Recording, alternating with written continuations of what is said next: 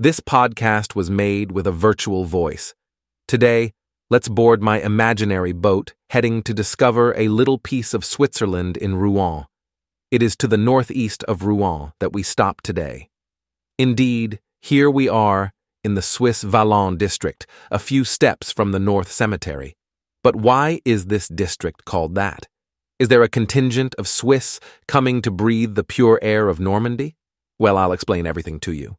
We must first go back to the 1920s and 1930s. Imagine that this neighborhood consists mainly of gardens and dirt roads, and below lies a garbage pit nicknamed the Hellhole.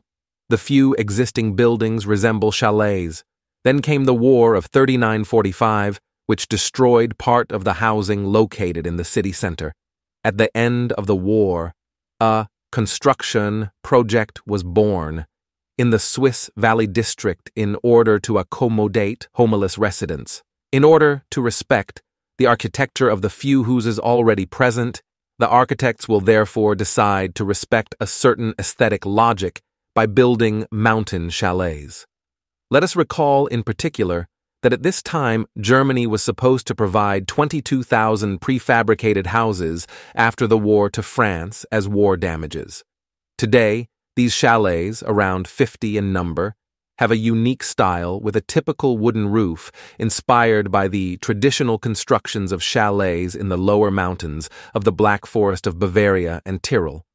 Note also that the names of certain streets in this district directly refer to Switzerland, with the streets Bern, Geneva, Zurich, or even the Lausanne Street.